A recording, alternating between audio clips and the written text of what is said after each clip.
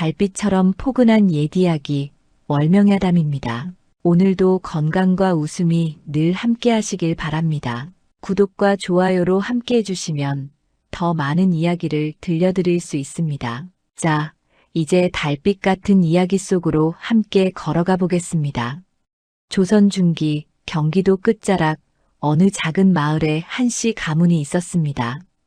대문은 허술하고 울타리는 군데군데 무너져 있었지요. 그러나 몇십 년 전만 해도 이 집은 제법 살림이 넉넉하여 동네에서 손꼽히는 집이었습니다.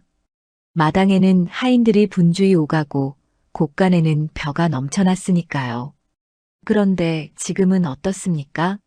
집안 곳곳에는 빈곤의 그림자가 짙게 드리워져 있었습니다. 이 집의 주인 한중호는 예순을 바라보는 나이에도 한숨만 내쉬고 있었어요. 고개를 푹 숙인 채 마루에 앉아 장부를 들여다보던 한중호의 얼굴은 초췌하기 짝이 없었습니다. 이를 어쩐단 말인가? 대체 이를 어쩐단 말인가? 한중호의 아내 고씨 부인은 부엌에서 묵은 쌀을 이르며 한숨을 토해냈지요. 쌀이 이제 밑바닥이 보이는구먼. 올해 가을까지 어찌 버틸는지. 고씨 부인의 얼굴에도 세월의 고단함이 주름처럼 새겨져 있었습니다. 한중호는 사람을 잘못 믿은 탓에 여기저기 빚을 지고 말았어요. 장사를 하자던 친구의 말만 믿고 돈을 빌려줬다가 그 친구는 종적을 감췄고 급한 마음에 또 다른 이에게 빌렸던 돈은 이자가 이자를 낳아 눈덩이처럼 불어나 있었습니다. 여보, 요즘 동네 사람들 말이 흉흉합니다. 한시댁이 곧 집터까지 내놓게 생겼다고들 수군거린답니다. 고씨 부인의 목소리가 떨렸습니다. 한중호는 고개를 떨구고 대답조차 하지 못했지요. 바로 그때 대문 밖에서 말 구르는 소리가 들려왔습니다. 새 며느리 정소월이 시집오는 날이었습니다. 가마가 들어서자 마을 사람들이 하나둘 모여들었어요. 고씨 부인은 허둥지둥 치마를 여미고 대문 밖으로 나갔습니다.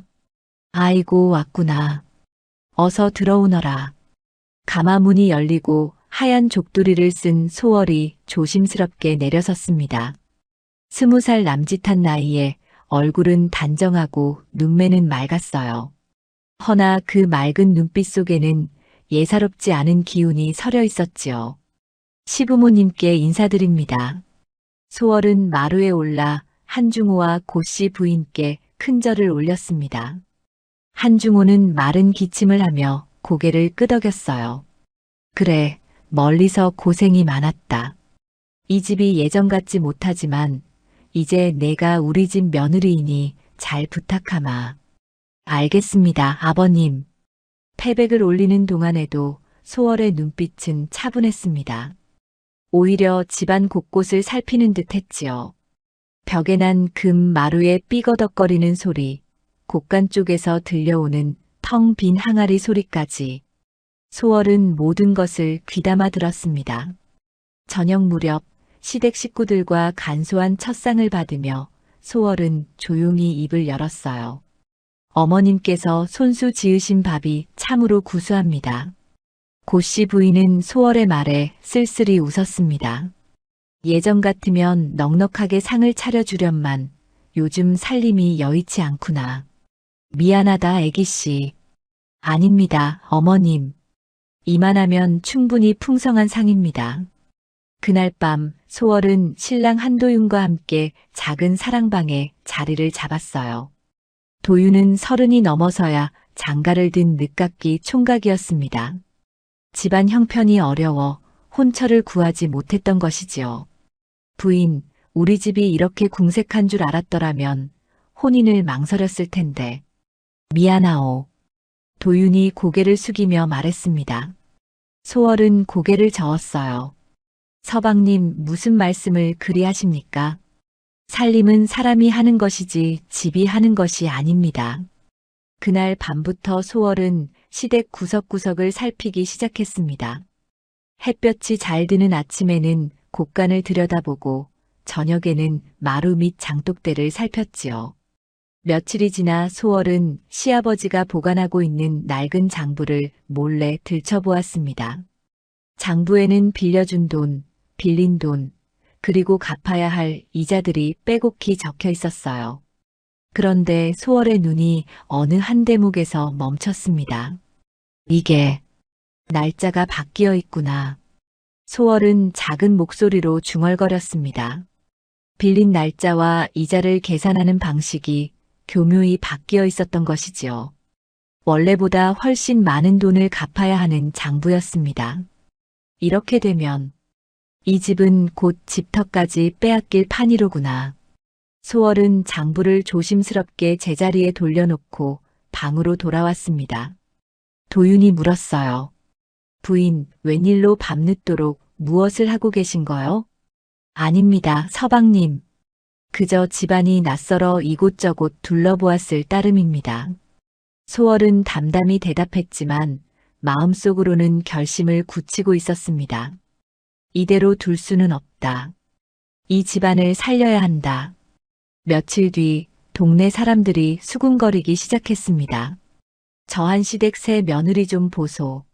아침부터 저녁까지 쉬지 않고 일하는구먼. 허기사, 며느리 하나 복 받아들였는지도 모르지. 소월은 날이 밝으면 우물가에서 빨래를 하고 낮에는 밭일을 도왔으며 저녁에는 배를 짰습니다. 게으름을 피우는 법이 없었지요. 그러면서도 틈틈이 집안 형편을 계산하고 있었습니다. 어느 날 저녁 소월은 고씨 부인께 조심스럽게 물었어요. 어머님, 한 가지 여쭤봐도 되겠습니까? 그래, 무엇이냐? 댁에서 빌린 돈이 대략 얼마나 됩니까? 고씨 부인의 얼굴이 어두워졌습니다. 그런 걸 왜 물어보느냐? 내가 알아서 무엇하겠느냐? 어머님, 알아야 대처할 수 있지 않겠습니까? 모르고 있으면 더 큰 화를 당할 수도 있습니다. 소월의 단호한 목소리에 고씨 부인은 한숨을 쉬었습니다.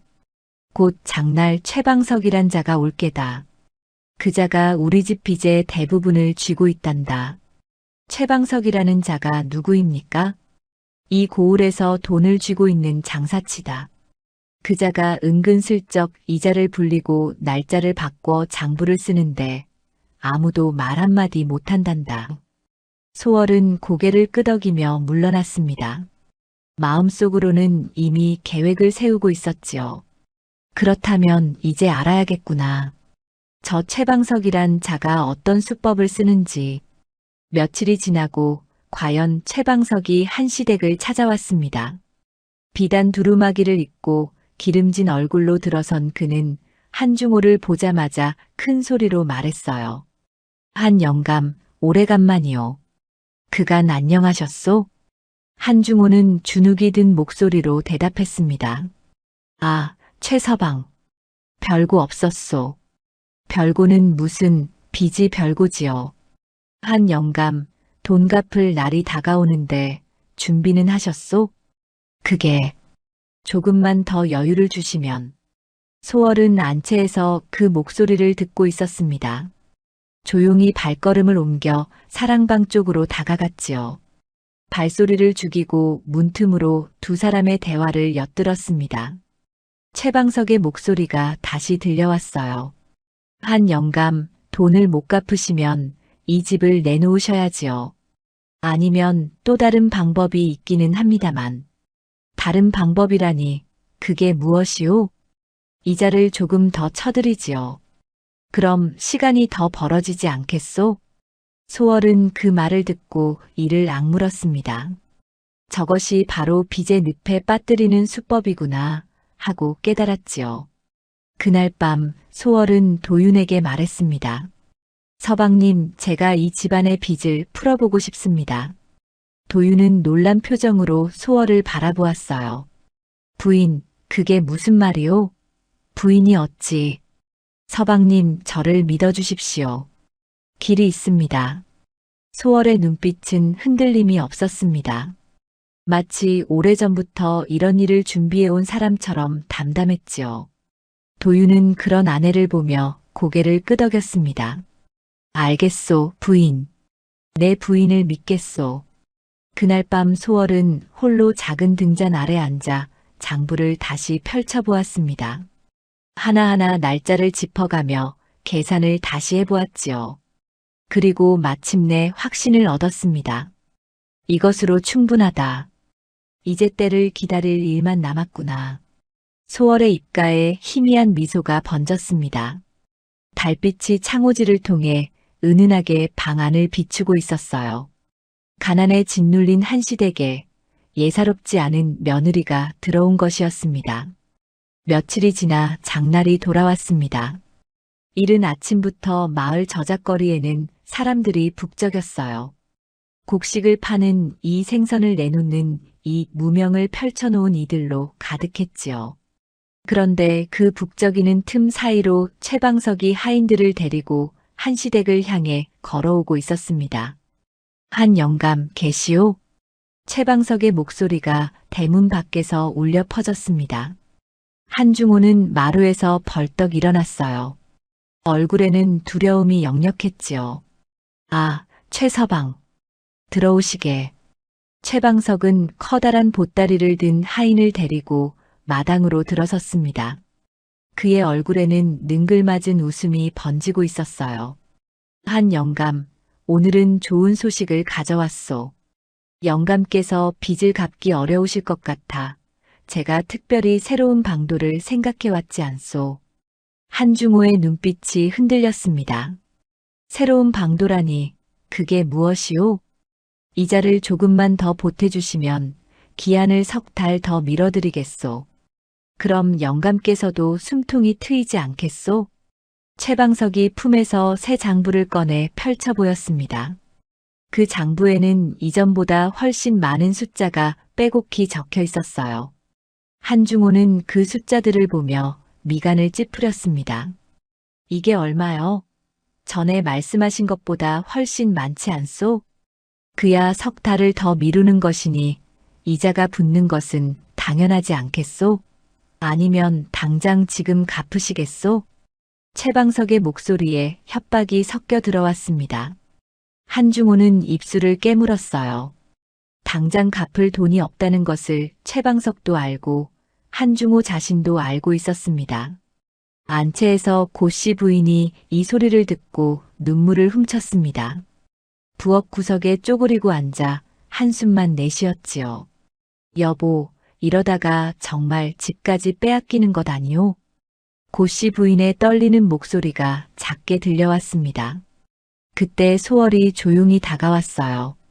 어머님, 제가 사랑방으로 차를 내어드리겠습니다. 그래, 그렇게 하거라. 소월은 차를 준비하여 쟁반에 담았습니다. 그리고 사랑방 문 앞까지 가서 조심스럽게 문을 열었어요. 실례하겠습니다. 차를 가져왔습니다. 소월이 고개를 숙이며 들어서자 최방석의 눈길이 소월에게로 향했습니다. 오, 소문으로만 듣던 한시댁새 며느리가 바로 저 안하기로구만. 최방석이 소월을 위아래로 훑어보았어요. 소월은 담담한 표정으로 차를 내려놓았습니다. 그리고 물러나려 할 때 탁자 위에 놓인 장부가 눈에 들어왔지요. 소월은 한 발짝 물러서며 그 장부를 힐끗 보았습니다. 저 숫자들, 날짜가 또 바뀌어 있구나. 소월의 눈빛이 순간 날카로워졌지만 곧 다시 평온한 얼굴로 돌아왔습니다. 소월은 조용히 방을 나섰어요. 사랑방에서는 최방석이 계속 한중호를 압박하고 있었습니다. 한 영감, 생각을 해보시오. 지금 이 계약을 하시면 석 달의 여유가 생기는 것이고 안 하시면 당장 내일이라도 집을 내놓으셔야 하오. 그러면 이자가 이자가 아깝소? 그럼 집이 더 아깝소? 영감, 현명한 선택을 하시오. 한중호는 떨리는 손으로 도장을 집어들었습니다. 바로 그때 밖에서 소월의 목소리가 들려왔어요. 아버님, 잠깐만 기다려 주십시오. 소월이 다시 방 안으로 들어섰습니다. 최방석이 눈살을 찌푸렸어요. 아니, 계집이 웬일로 어른들 이야기에 끼어드는 게야? 죄송합니다. 그러나 한 가지 여쭤볼 것이 있어 이렇게 무례를 무릅쓰고 들어왔습니다. 소월의 목소리는 조용했지만 단호했습니다. 한중호가 당황하며 물었어요. 소월아, 무슨 일이냐? 아버님, 저 장부의 날짜를 다시 한번 확인해 보시는 것이 좋을 듯합니다. 최방석의 얼굴이 순간 굳어졌습니다. 뭐라고? 날짜를 확인하다니, 그게 무슨 소리요? 처음 빌리신 날짜와 지금 장부에 적힌 날짜가 다른 것 같습니다. 소월이 조심스럽게 말했습니다. 한중호는 깜짝 놀라 장부를 다시 들여다보았어요. 이게 정말 그러하구나. 날짜가 보름이나 앞당겨져 있어. 최방석이 버럭 소리를 질렀습니다. 이 무식한 계집이 감히 내 장부에 시비를 거는 게야. 한 영감, 대개 며느리 단속을 좀 하시오. 하오나 최서방, 이 날짜가 정말 틀린 것 같소. 내가 분명 6월 보름에 빌렸는데 여기는 6월 초하룻날이라 적혀 있지 않소? 한중호의 목소리가 떨렸습니다. 최방석은 황급히 장부를 집어들었어요. 그건 내가 잘못 적은 것이오. 실수였소, 실수. 실수라면 이자 계산도 다시 해야 하는 것 아니겠소? 소월이 다시 입을 열었습니다. 최방석은 소월을 노려보았어요. 이 계집이 정말 버릇이 없구만. 한 영감, 이래도 가만히 계실 거요? 하지만 한중호는 이미 무언가 깨달은 듯 했습니다. 그는 천천히 고개를 저었어요. 최서방, 오늘 계약은 보류하겠소. 내가 다시 한번 따져봐야 할 것 같소. 뭐라고? 한 영감, 지금 날 의심하는 거요? 의심이 아니라 확인을 하겠다는 것이오. 한중호의 목소리에 처음으로 힘이 실렸습니다. 최방석은 이를 갈며 장부를 집어넣었어요. 좋아. 하지만 기한은 어김없이 돌아온다는 걸 명심하시오. 그때 가서 후회해도 늦소. 최방석은 하인을 거느리고 성큼성큼 마당을 나섰습니다. 대문이 쾅 닫히는 소리가 요란했지요. 한중호는 탁자에 주저앉았습니다. 그리고 소월을 바라보았어요. 소월아, 내가 어찌 저 장부의 잘못을 알아챈게냐? 며칠 전 몰래 아버님의 낡은 장부를 보았습니다. 그때 날짜를 기억해 두었지요. 그래서 저자가 속임수를 쓰고 있다는 것을 알았단 말이냐? 소월은 고개를 끄덕였습니다. 한중호는 긴 한숨을 내쉬었어요. 참으로 다행이로구나. 조금만 더 늦었더라면 나는 또다시 그자의 함정에 빠질 뻔했구나. 그때 고씨 부인이 부엌에서 뛰어나왔습니다. 소월아, 정말 고맙구나. 내가 아니었으면 우리는 큰일 날 뻔했어. 아닙니다, 어머님. 당연히 해야 할 일을 했을 뿐입니다. 소월은 담담히 대답했지만 마음속으로는 계획을 세우고 있었습니다. 그날 저녁 소월은 도윤에게 모든 것을 털어놓았어요. 서방님, 최방석이란 자는 날짜와 이자를 교묘히 바꿔 사람들을 빚의 늪에 빠뜨리고 있습니다. 그렇다면 우리는 어찌해야 하오? 일단은 빚을 건드리지 말아야 합니다. 지금 당장은 상대할 힘이 없으니까요. 도윤은 아내의 말을 귀담아 들었습니다. 소월의 눈빛에서 예사롭지 않은 기운이 느껴졌기 때문이지요. 그럼 우리는 무엇을 해야 하오? 작은 장사를 시작해야 합니다. 먼저 미천을 만들어야 빚을 갚을 수 있습니다. 소월의 목소리는 확신에 차 있었습니다. 도윤은 고개를 끄덕이며 아내의 손을 꼭 잡았어요. 알았소, 부인. 내 부인을 따르겠소. 그날 밤 소월은 홀로 창밖을 바라보았습니다. 달빛이 마당을 비추고 있었어요.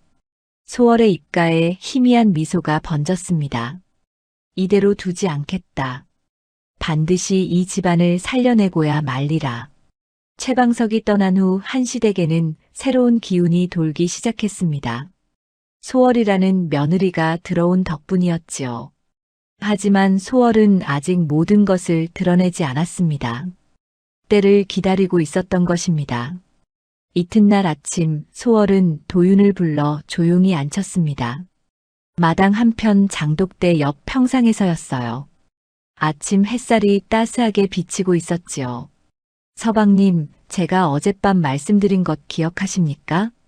장사를 시작하자는 말이요. 물론 기억하고 있소. 도윤이 고개를 끄덕였습니다.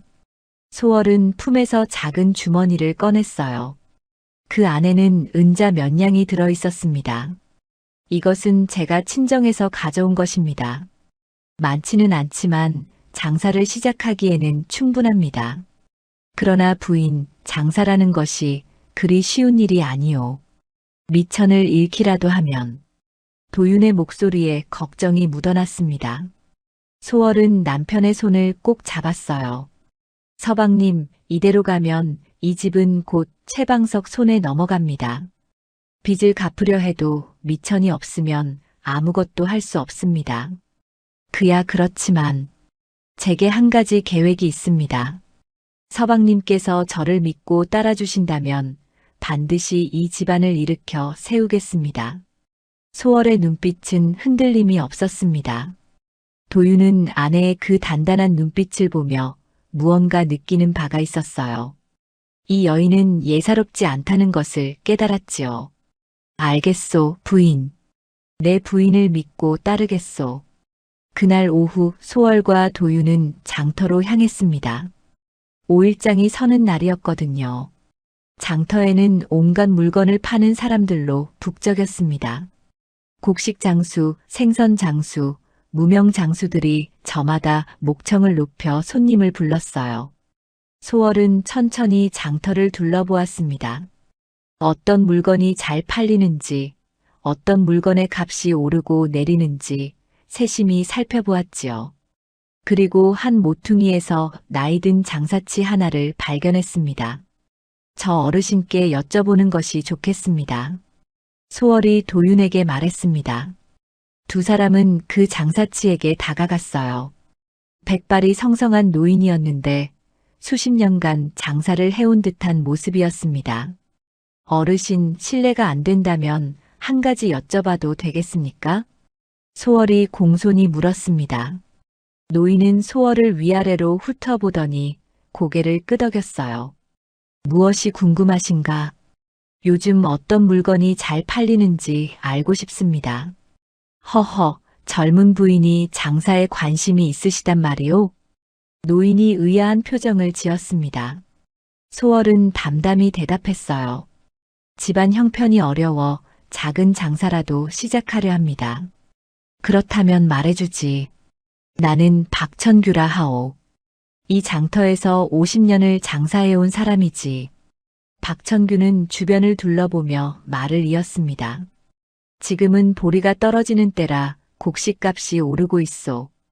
그러니 곡식을 사두었다가 한 달 뒤에 팔면 이익을 남길 수 있을 거요. 곡식 말고 다른 것은 없습니까? 무명도 괜찮소. 요즘 명주값이 비싸 서민들은 무명을 많이 찾고 있소. 싼 값에 사서 조금 더 받고 팔면 되지. 소월은 박천규의 말을 귀담아 들었습니다. 그리고 한 가지 더 물었어요. 어르신, 장사를 하다 보면 시기를 놓치는 경우도 많을 텐데 어떻게 대비하십니까? 허허, 젊은 사람치고는 예사롭지 않구려. 장사는 때를 아는 것이 가장 중요하오. 비가 오면 삿갓이 필요하고 더우면 부채가 필요하지. 계절을 미리 읽고 준비하는 것이 장사꾼의 눈이라오. 소월은 깊이 절을 올렸습니다. 가르침 감사합니다, 어르신. 별 말씀을. 다만 한 가지 명심하시오.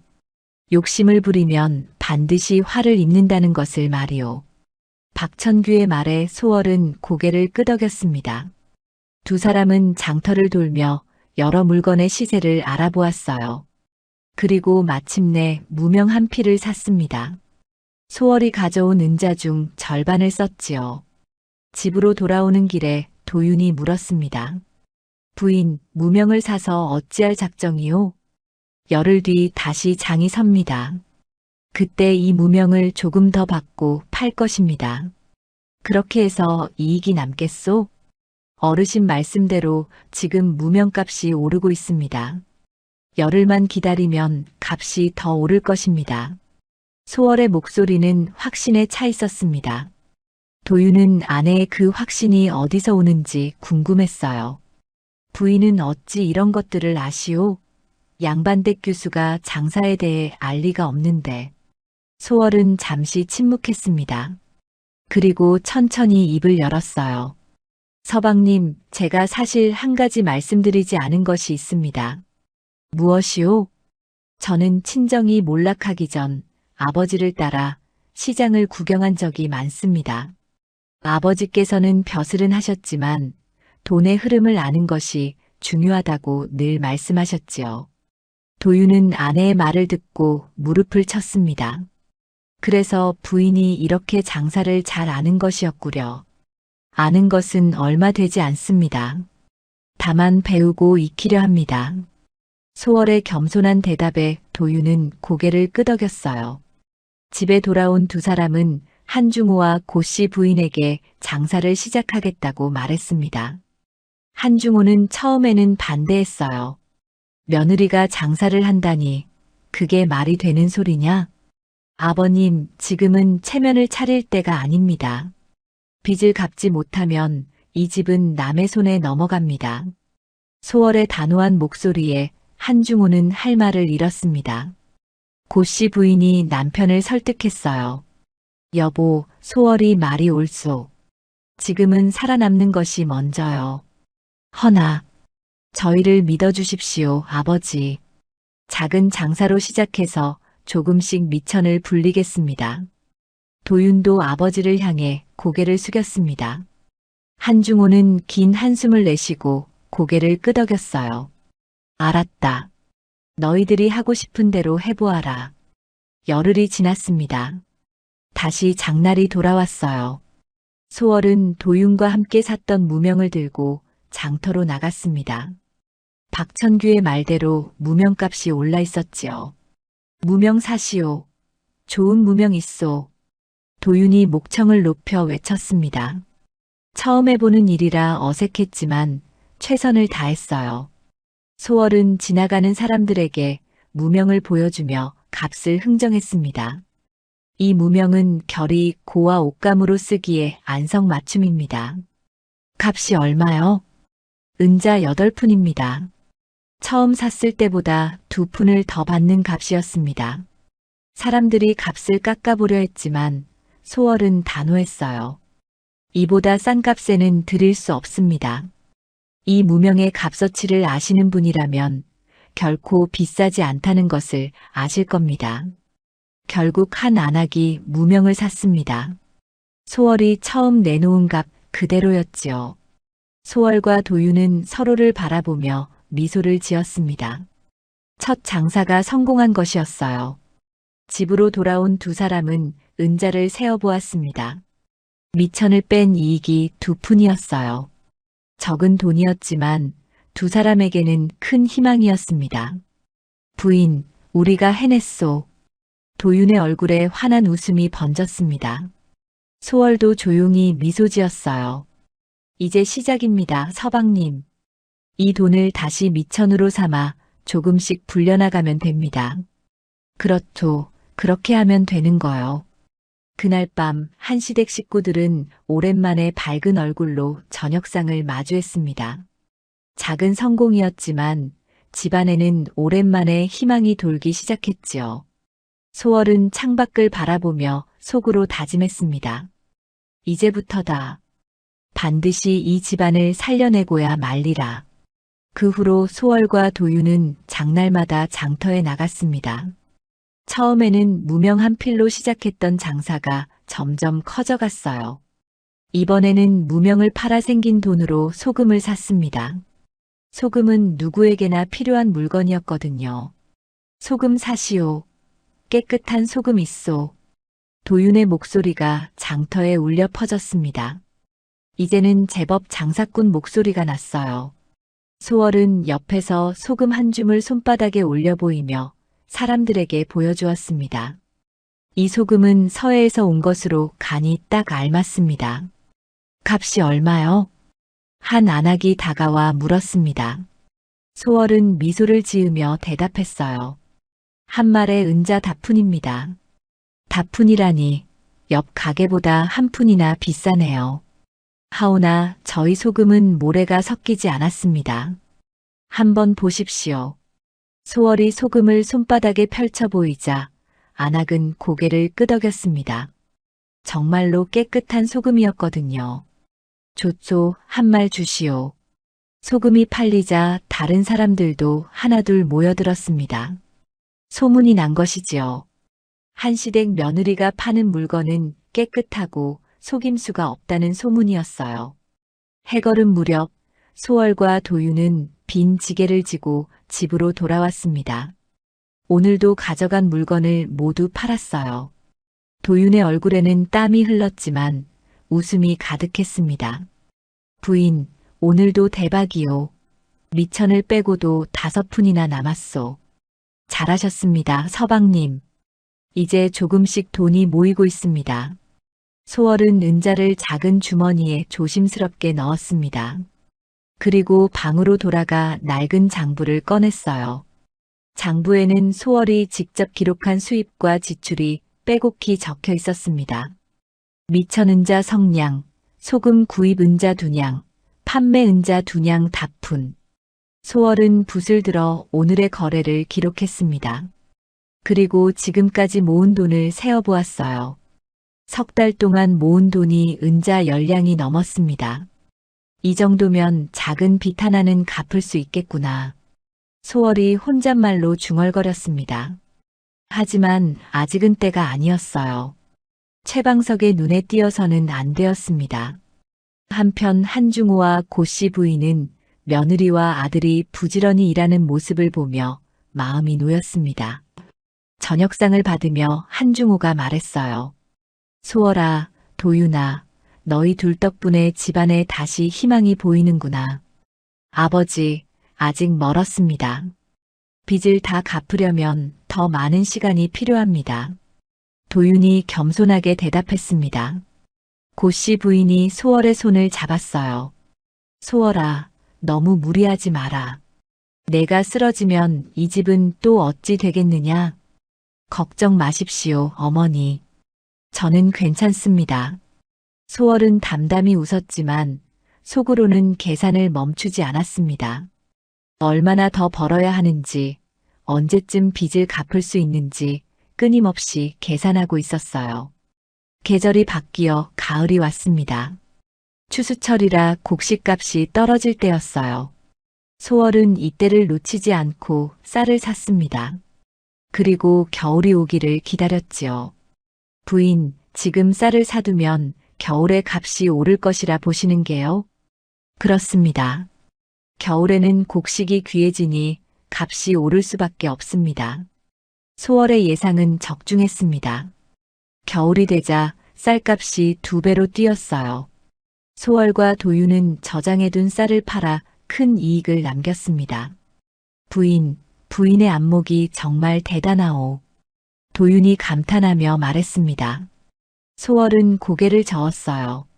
안목이 아니라 계절의 이치를 따랐을 뿐입니다. 그러던 어느 날 장터에서 박천규를 다시 만났습니다.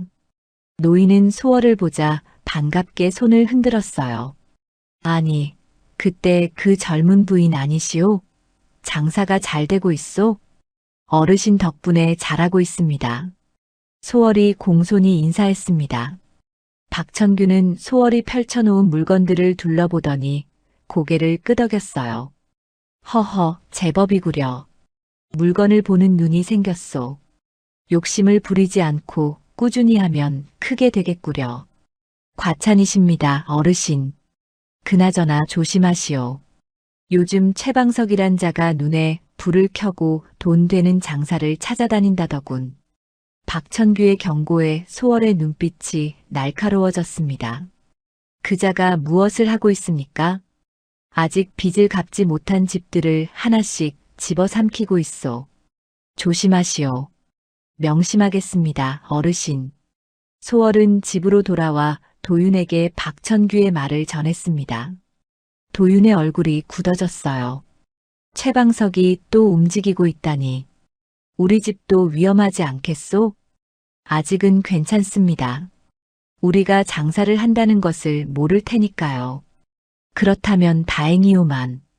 서방님, 우리는 계속 조용히 돈을 모아야 합니다. 최방석의 눈에 띄지 않으면서도 착실히 준비해야 합니다. 소월의 목소리는 차분했지만 단호했습니다. 도윤은 고개를 끄덕였어요. 그날 밤 소월은 홀로 장부를 펼쳐놓고 계산을 했습니다. 지금까지 모은 돈과 한시댁이 갚아야 할 빚을 비교해 보았어요. 아직 갈 길이 멀었지만 희망이 보였습니다. 이 속도라면 내년 봄에는 작은 빚부터 갚아나갈 수 있겠구나. 소월은 붓을 내려놓고 창밖을 바라보았습니다. 겨울밤 하늘에는 별이 총총히 박혀 있었어요. 소월의 마음속에도 희망의 별이 하나둘 떠오르고 있었습니다. 며칠 뒤 한중호가 소월을 불렀습니다. 사랑방에는 한중호와 고씨 부인이 함께 앉아 있었어요. 소월아, 내가 이렇게 열심히 일하는 것을 보니 아비로서 미안하구나. 한중호의 목소리가 떨렸습니다. 소월은 고개를 저었어요. 아버님, 무슨 말씀을 그리 하십니까? 이 집의 며느리로서 당연한 일을 하고 있을 뿐입니다. 그래도 양반댁 교수가 장터에서 물건을 팔다니. 아버님, 지금은 체면보다 살아남는 것이 중요합니다. 체면은 나중에 차려도 늦지 않습니다. 소월의 단호한 말에 한중호는 아무 말도 하지 못했습니다. 고씨 부인이 소월의 손을 잡았어요. 소월아, 정말 고맙구나. 내가 아니었으면 우리 집은 진작에 망했을 게다. 어머니, 아직 끝난 것이 아닙니다. 더 열심히 해야 합니다. 소월은 겸손하게 말했지만 마음속으로는 다짐하고 있었습니다. 반드시 이 집안을 살려내겠다고, 최방석에게 빼앗긴 것들을 되찾겠다고 말이지요. 그날 밤 소월은 도윤과 함께 앞으로의 계획을 짰습니다. 어떤 물건을 사고 팔 것인지, 언제 빚을 갚기 시작할 것인지 세밀하게 계획했어요. 두 사람의 얼굴에는 결연한 의지가 서려 있었습니다. 겨울이 깊어갔지만 한시댁에는 따뜻한 기운이 돌기 시작했습니다. 소월이 온 뒤로 집안 분위기가 완전히 달라진 것이지요. 사람들은 한시댁 며느리가 복덩이라고 수군거렸습니다. 하지만 소월은 아직 만족하지 않았어요. 더 멀리, 더 크게 보고 있었습니다. 봄이 왔습니다. 들판에는 보리싹이 돋아나고 버들 강아지가 매달렸어요. 하지만 한시댁에는 불길한 기운이 감돌기 시작했습니다. 최방석이 다시 움직이기 시작한 것이지요. 어느 날 아침 최방석이 하인 서너 명을 거느리고 한시댁 대문을 두드렸습니다. 이번에는 예전과 달리 얼굴에 살기가 가득했어요. 한 영감 나오시오. 목소리부터 예사롭지 않았습니다. 한중호가 마루로 나서자 최방석은 커다란 장부를 탁 내던졌어요. 한 영감, 이제 더는 기다릴 수 없소.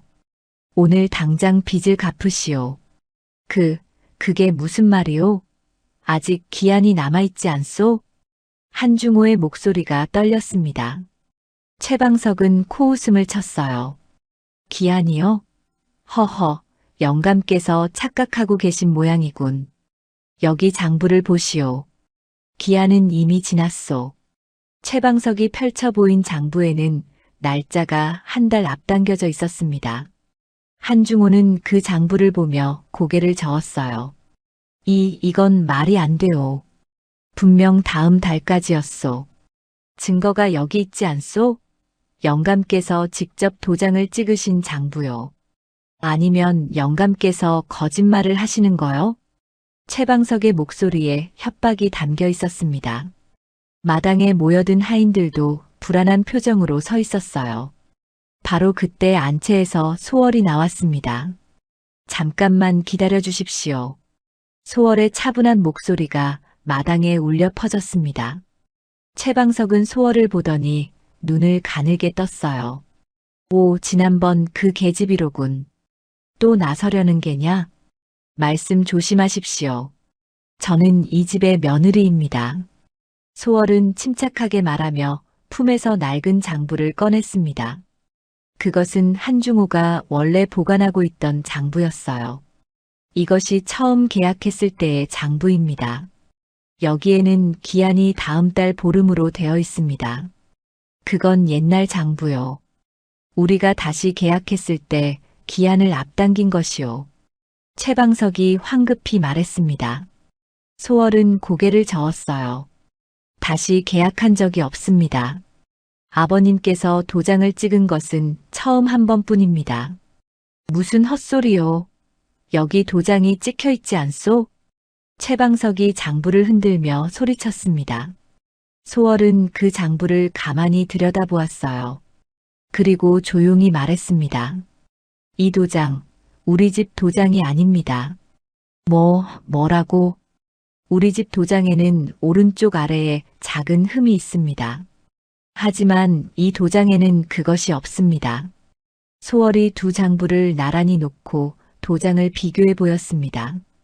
과연 소월의 말대로 두 도장은 조금 달랐어요. 최방석의 얼굴이 하얗게 질렸습니다. 마침 그때 동네 사람들이 하나둘 모여들기 시작했습니다. 소문을 듣고 온 것이지요. 박천규도 그 중에 있었어요. 이게 대체 무슨 일이오? 박천규가 물었습니다. 소월은 차분하게 상황을 설명했어요. 이 사람이 우리 집 도장을 몰래 본떠서 가짜 장부를 만든 것 같습니다. 허허, 그럴 리가 있소? 최서방, 정말 그런 것이오? 박천규가 최방석을 노려보았습니다. 최방석은 땀을 뻘뻘 흘리며 말을 더듬었어요. 그건 잘못 본 것이오. 내가 착각했을 뿐이요. 착각이라니요? 도장까지 다르게 만들어 놓고 착각이라고 하십니까? 소월의 목소리가 차가워졌습니다. 모여든 사람들이 웅성거리기 시작했어요. 저 사람 원래 수상하다고 생각했어. 나도 저자한테 당한 적 있어. 날짜를 슬쩍 바꾸더라고. 맞아, 나도 그랬어. 사람들의 증언이 쏟아지기 시작했습니다. 최방석은 당황한 나머지 소리를 질렀어요. 다들 헛소리 마시오. 증거도 없으면서. 증거가 없다고요? 여기 이 장부들이 모두 증거입니다.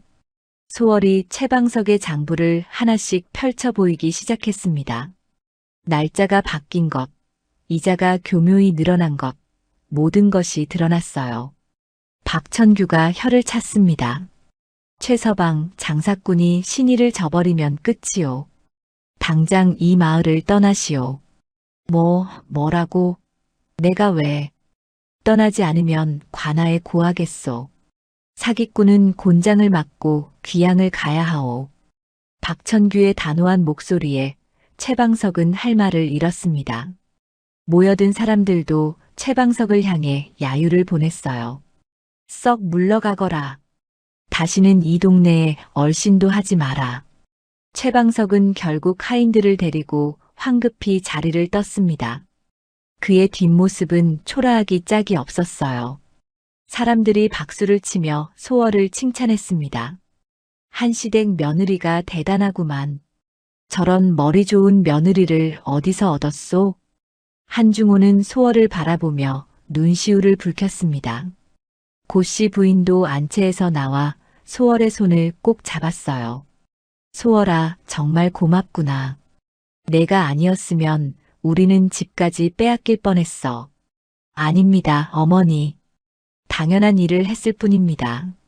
소월은 담담히 말했지만 마음속으로는 안도하고 있었습니다. 가장 큰 위험을 넘긴 것이지요.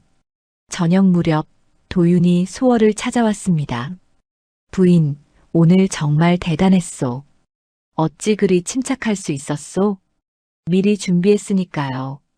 최방석이 언젠가 이렇게 나올 줄 알았습니다. 그래서 도장을 미리 확인해 둔 거였구려.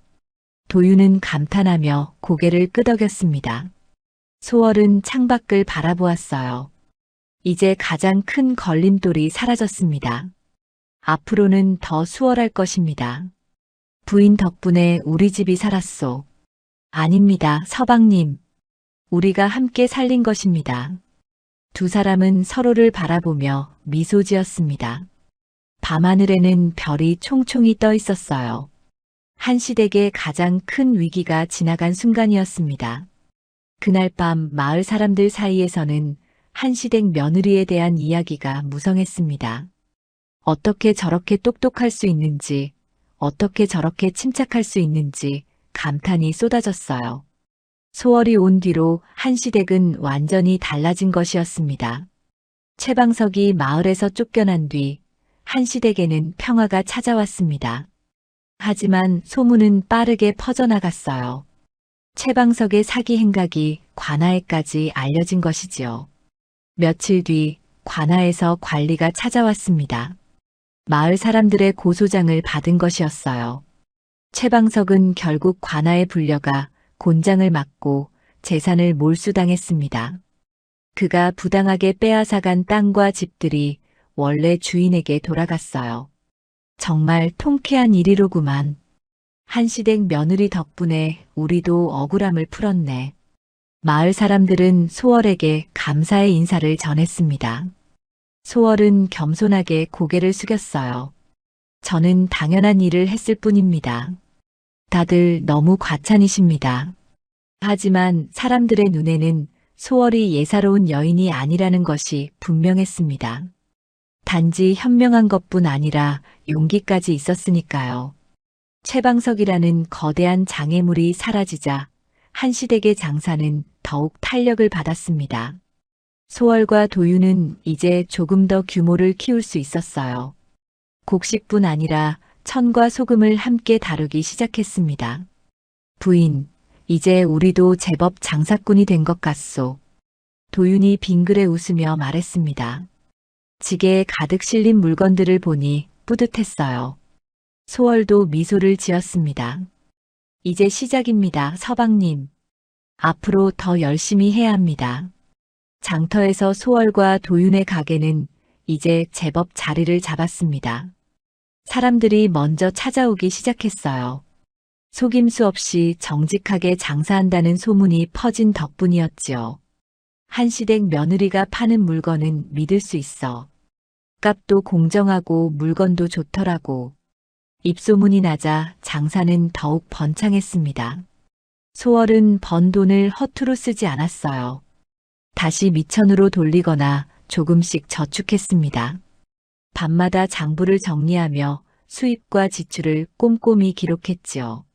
어느 날 저녁 소월은 한중호를 찾아갔습니다. 손에는 무명으로 싼 작은 보따리가 들려 있었어요. 아버님, 잠깐 뵈어도 되겠습니까? 그래, 들어오너라. 한중호가 고개를 끄덕이자 소월은 방으로 들어가 보따리를 풀었습니다. 그 안에는 은자가 가득 들어 있었어요. 이게 뭐냐? 한중호가 놀라 물었습니다. 소월은 차분히 대답했어요. 석 달 동안 모은 돈입니다. 작은 빚부터 갚을 수 있을 만큼 모았습니다. 정말이냐? 이렇게나 많이? 예, 아버님. 이제 빚을 하나씩 갚아나갈 수 있습니다. 한중호의 눈가에 눈물이 맺혔습니다. 그는 떨리는 손으로 은자를 만져보았어요. 소월아, 정말 고맙구나. 내가 아니었으면 이 늙은이는 평생 빚쟁이로 살았을 게다. 아버님, 아직 다 갚은 것이 아닙니다. 하지만 이제 희망이 보입니다. 소월의 목소리는 담담했지만 확신에 차 있었습니다. 한중호는 소월의 손을 꼭 잡았어요. 내가 이 집에 온 것이 하늘의 뜻이었구나. 그날부터 한시댁은 빚을 하나씩 갚기 시작했습니다. 먼저 작은 빚부터 정리했어요. 빚을 갚을 때마다 한중호의 어깨가 가벼워지는 것 같았습니다. 한서방, 빚을 다 갚았소? 채권자가 놀라며 물었습니다. 한중호는 뿌듯한 표정으로 고개를 끄덕였어요. 그렇죠. 이제 당신께 진 빚은 모두 갚았소. 허허, 정말 대단하시구려. 한시댁에 무슨 일이 있었소? 며느리 덕분이요. 우리 며느리가 장사를 시작해서 돈을 모은 거요. 채권자는 감탄하며 돌아갔습니다. 그리고 그 소문은 또다시 마을에 퍼졌어요. 한시댁이 빚을 갚기 시작했다는 소문이었습니다. 계절이 바뀌어 여름이 왔습니다. 소월과 도윤의 장사는 계속 번창했어요. 이제는 이웃 마을의 장터까지 나가기 시작했습니다. 물건의 종류도 다양해졌지요. 부인, 이번에는 인삼을 다뤄보는 것이 어떻겠소? 도윤이 제안했습니다. 소월은 잠시 생각하더니 고개를 끄덕였어요. 좋은 생각입니다. 인삼은 값이 비싸지만 수요가 꾸준합니다. 그렇다면 다음 장날에 인삼을 좀 구해보겠소. 두 사람의 장사는 점점 더 체계적으로 변해갔습니다. 소월은 장부를 보며 어떤 물건이 언제 잘 팔리는지 분석했어요. 계절별로, 날씨별로 달라지는 수요를 파악한 것이지요. 어느 날 박천규가 소월을 찾아왔습니다. 한시댁 며느리, 요즘 장사가 대박이라던데 정말이요? 과찬이십니다, 어르신. 그저 열심히 할 뿐입니다. 허허, 겸손도 하시지. 내가 보기에 마님은 타고난 장사꾼이요. 박천규는 소월을 칭찬하며 한 가지 제안을 했습니다. 다음 달에 큰 장이 열리는데 거기 나가보는 것이 어떻겠소? 한양에서 온 상인들도 많이 모이는 곳이라오. 한양에서요? 소월의 눈이 반짝였습니다. 박천규가 고개를 끄덕였어요. 그렇죠. 거기서 물건을 사오면 이익이 더 클 거요. 다만 미천이 좀 필요하긴 하지. 얼마나 필요합니까? 글쎄, 은자 100냥 정도는 있어야 제대로 된 물건을 살 수 있을 거요. 소월은 잠시 생각에 잠겼습니다. 지금까지 모은 돈이 은자 150냥 정도였어요. 빚을 갚는데 50냥을 쓰고 나면 100냥이 남았습니다. 생각해 보겠습니다, 어르신. 서두르지 마시오. 천천히 생각해도 돼요. 박천규가 떠난 뒤 소월은 도윤과 상의했습니다. 서방님, 큰 장에 나가보는 것이 어떻겠습니까? 큰 장이라 위험하지 않겠소? 위험은 있습니다. 하지만 기회도 큽니다. 지금까지 우리가 해온 것처럼 조심스럽게 하면 될 것입니다. 도윤은 아내의 눈빛을 보며 고개를 끄덕였습니다. 알겠소, 부인. 부인을 믿고 따르겠소. 그날 밤 소월은 홀로 장부를 펼쳐놓고 계산을 했습니다. 큰 장에 나가면 어떤 물건을 사야 할지, 얼마나 이익을 남길 수 있을지 세세하게 따졌어요. 이번이 기회다. 한 단계 더 올라설 수 있는 기회. 소월의 눈빛이 결연해졌습니다. 최방석이라는 위협이 사라진 지금 새로운 기회가 찾아온 것이지요. 한시댁은 이제 진짜 일어서기 시작한 것이었습니다. 어느 날 저녁 도윤과 소월은 마루에 나란히 앉아 달을 바라보고 있었습니다. 은은한 달빛이 마당을 비추고 있었어요. 도윤은 문득 궁금증이 일어 조심스럽게 입을 열었습니다. 부인, 한 가지 여쭤봐도 되겠소? 무엇이든 물어보십시오. 소월이 고개를 돌려 남편을 바라보았습니다. 도윤은 잠시 망설이다가 말했어요. 부인은 어찌 장사와 장부를 이렇게 잘 아시오? 양반댁 교수가 이런 것들을 안다는 것이 신기하기만 하오. 소월은 잠시 침묵했습니다. 달빛 아래 그녀의 얼굴에는 슬픔이 스쳤어요. 그리고 천천히 입을 열었습니다. 서방님께 말씀드리지 않은 것이 있습니다. 무엇이오? 저는 원래 한양의 양반가 딸이었습니다. 김판서댁의 외동딸이었지요. 도윤은 깜짝 놀라 아내를 바라보았습니다. 소월은 계속 말을 이었어요. 아버지께서 살아계실 때는 부족함이 없었습니다. 큰 집에서 살았고 하인들이 시중을 들었지요.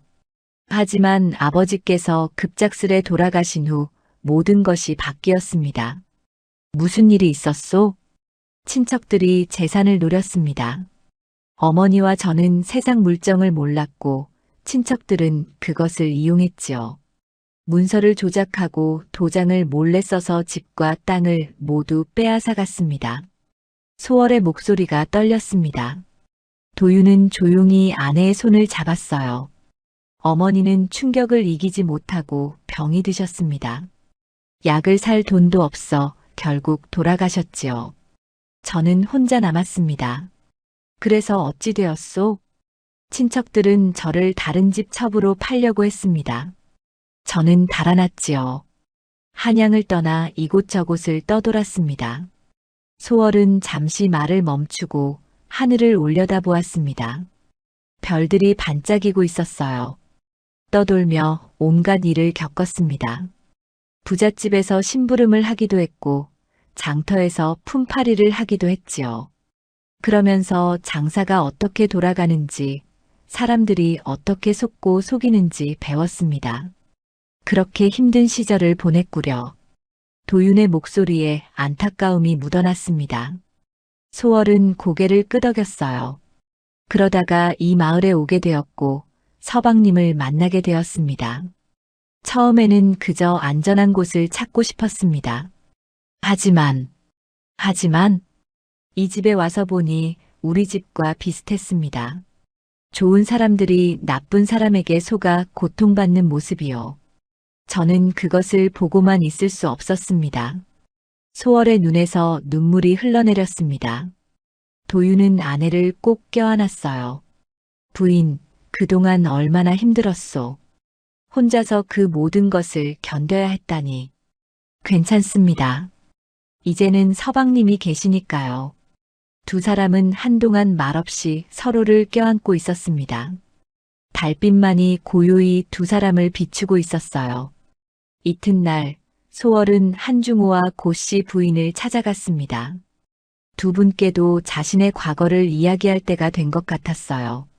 아버님, 어머님, 제가 말씀드릴 것이 있습니다. 소월은 시부모님 앞에 단정히 앉아 자신의 이야기를 풀어놓았습니다. 한양의 양반댁 딸이었던 것, 친척들에게 재산을 빼앗긴 것, 홀로 떠돌며 살았던 것까지 모두 말했어요. 한중호는 소월의 이야기를 듣고 눈물을 흘렸습니다. 소월아, 내가 그런 고생을 했구나. 이 늙은이도 사람을 잘못 믿어 집안을 망쳤는데 너도 그런 일을 겪었다니. 아버님, 괜찮습니다. 이제는 다 지난 일입니다.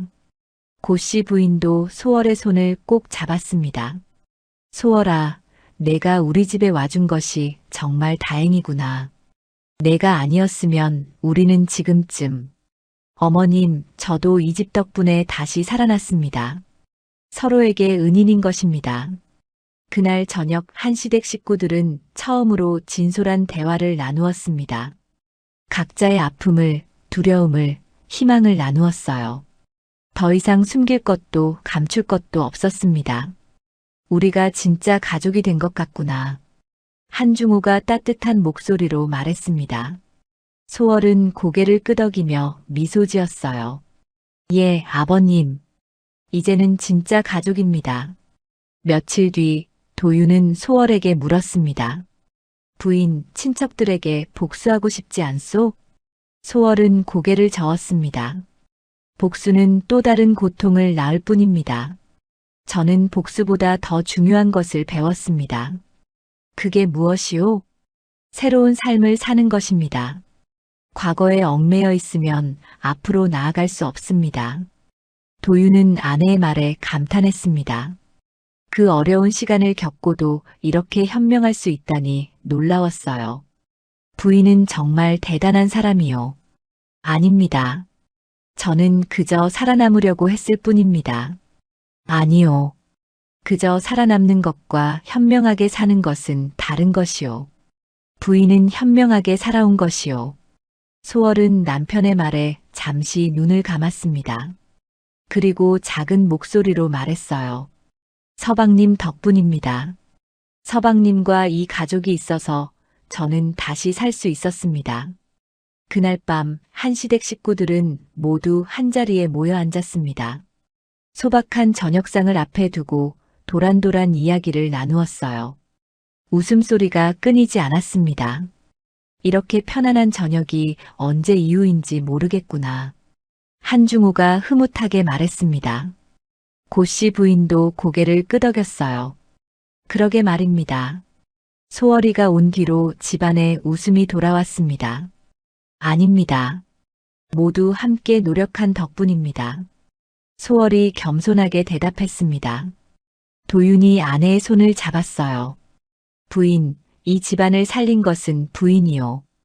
이제 이 집은 부인의 집이기도 하오. 소월은 남편의 손을 꼭 잡으며 고개를 끄덕였습니다. 눈시울이 붉어졌어요. 처음으로 진정한 가족을 얻은 기분이었습니다. 그날 밤 달은 유난히 밝았습니다. 한시댁 마당을 고요히 비추는 달빛 아래에서 한 가족이 진정한 가족이 되는 순간이었지요. 혈연이 아니라 마음으로 이어진 진짜 가족이 된 것이었습니다. 봄이 지나고 여름이 왔습니다. 한시댁은 이제 마을에서 손꼽히는 넉넉한 집이 되었어요. 소월과 도윤의 장사는 날로 번창했고 빚은 모두 갚았습니다. 곳간에는 쌀이 가득했고 뒷안에는 채소가 무성했지요. 하지만 최방석은 이 소식을 듣고 분노에 떨었습니다. 관아에서 풀려난 뒤 다른 마을로 쫓겨나 숨어 살던 그는 한시댁이 다시 일어섰다는 소문을 들었어요. 자신을 망하게 한 것이 소월이라 생각한 최방석은 복수를 꿈꾸기 시작했습니다. 두고 보자. 내가 반드시 복수하고야 말 것이다. 최방석은 옛날 자신과 함께 일했던 무례배들을 모았습니다. 그리고 한시댁을 다시 끌어내릴 계획을 세웠어요. 옛날 장부를 숨겨두었던 것을 이용하기로 한 것이지요. 어느 날 장터에 수상한 소문이 돌기 시작했습니다. 한시댁이 빚을 제대로 갚지 않았다더라. 최서방이 증인을 데려왔다는데 소월은 이 소문을 듣고 박천규를 찾아갔습니다. 어르신, 무슨 일입니까? 최방석이 다시 나타났소. 이번에는 증인까지 매수해서 한시댁이 빚을 제대로 갚지 않았다고 우기고 있소. 그럴 리가 없습니다. 우리는 모든 빚을 깨끗이 갚았습니다. 나도 그것을 아오. 하지만 최방석이 옛날 장부를 숨겨두었다고 하면서 증인들과 함께 관아에 갈 모양이오. 소월의 표정이 굳어졌습니다. 하지만 당황하지 않았어요. 오히려 차분하게 대응할 방법을 생각했습니다. 어르신, 한 가지 부탁이 있습니다. 무엇이오? 마을 원로들과 그를 아는 서리를 모아주실 수 있겠습니까? 박천규는 소월의 눈빛을 보고 고개를 끄덕였습니다. 무언가 계획이 있다는 것을 알았어요. 사흘 뒤 마을 사람들이 한시댁 마당에 모였습니다. 원로들과 서리, 그리고 최방석이 매수한 증인들까지 모두 모였어요. 소월은 준비한 자료들을 가지고 나왔습니다. 여러분, 오늘 이 자리를 마련한 것은 최방석의 거짓을 밝히기 위함입니다. 소월이 차분한 목소리로 말을 시작했습니다. 최방석은 비웃으며 말했어요. 거짓이라니? 여기 증인들이 있지 않소. 이들은 모두 한시댁이 빚을 제대로 갚지 않았다고 증언할 것이오. 그렇다면 증인들께 묻겠습니다. 언제 어디서 무슨 거래를 보셨습니까? 소월이 증인 하나를 지목했습니다. 증인은 더듬거리며 대답했어요. 그게 작년 6월쯤이었는데 작년 6월이라면 볼이 거둘 때가 아닙니까? 그때 이분은 이웃 마을 장터에 계셨습니다. 여기 증인이 있습니다. 소월이 다른 사람을 불러냈습니다. 그는 박천규가 찾아온 상인이었어요. 맞습니다. 이 사람은 그때 우리 마을에서 장사하고 있었습니다. 첫 번째 증인의 얼굴이 하얗게 질렸습니다. 소월은 다른 증인들도 하나씩 반박했어요. 날짜와 장소를 정확히 짚어가며 거짓 증언임을 밝혀낸 것이지요. 이제 최방석이 숨겨두었다는 장부를 봅시다. 소월이 손을 내밀자 최방석은 주춤거렸습니다. 하지만 어쩔 수 없이 장부를 내놓았어요. 소월은 그 장부를 서리에게 건넸습니다. 서리께서 확인해 주십시오. 이 장부의 도장과 우리 집 도장이 같은지요. 서리는 두 도장을 자세히 비교했습니다. 그리고 고개를 저었어요. 다릅니다. 이 장부의 도장은 가짜입니다. 그뿐만이 아닙니다. 날짜를 보십시오. 먹의 색이 다릅니다. 나중에 고쳐 쓴 흔적이 역력합니다. 소월이 장부를 펼쳐 보이자 사람들이 웅성거렸습니다. 정말로 일부 날짜는 먹의 색이 달랐어요. 그리고 이것을 보십시오. 소월은 자신이 정리한 장부를 꺼냈습니다. 모든 거래 내역이 날짜별로, 증인별로 깔끔하게 정리되어 있었어요. 심지어 거래할 때 받은 영수증까지 모두 보관하고 있었습니다. 우리는 모든 빚을 이렇게 갚았습니다. 날짜와 증인이 모두 명확합니다. 원로들이 소월의 장부를 살펴보았습니다. 완벽했어요. 의심할 여지가 없었습니다. 최방석, 내가 거짓을 꾸며 선량한 사람을 해치려 했구나. 원로 중 한 사람이 엄한 목소리로 말했습니다. 최방석은 발버둥을 쳤어요. 아, 아닙니다. 이건 그들이 꾸민 것입니다. 닥치거라. 내 거짓말은 이제 통하지 않는다. 박천규가 단호하게 말했습니다. 사람들도 최방석을 향해 야유를 보냈어요. 저자를 관아에 넘겨야 합니다. 소월이 조용히 말했습니다. 원로들이 고개를 끄덕였어요. 그렇게 하자. 이번에는 제대로 벌을 받아야 한다. 최방석은 결국 관아로 끌려갔습니다. 이번에는 더 큰 죄가 추가되었어요. 거짓 증언을 꾸미고 장부를 조작한 죄, 그리고 여러 집안을 속인 사기죄가 밝혀진 것이지요. 최방석은 무거운 벌을 받고 먼 섬으로 유배를 떠났습니다. 그날 저녁 한시댁에서는 작은 잔치가 열렸습니다. 마을 사람들이 모두 모여 소월의 지혜를 칭송했어요. 한시댁 며느리 덕분에 우리 마을에 평화가 왔소. 정말 대단한 분이십니다. 한중호는 소월을 바라보며 뿌듯해했습니다. 소월아, 내가 이 집안을 살렸구나. 아니, 이 마을을 살렸어. 아버님, 과찬이십니다. 과찬이 아니다. 너는 이 가문의 은인이자 기둥이다. 고씨 부인도 소월의 손을 꼭 잡았습니다. 소월아, 정말 고맙구나. 내가 없었으면 우리는 어찌 되었을지. 어머님, 이제는 다 지난 일입니다. 앞으로 더 좋은 날만 있을 것입니다. 소월은 환하게 웃었습니다.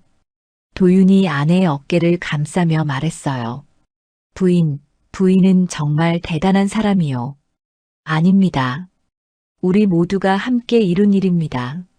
그날 밤 한시댁 마당에는 웃음소리가 끊이지 않았습니다. 가난에 짓눌렸던 집안은 이제 마을에서 가장 존경받는 집이 되었어요.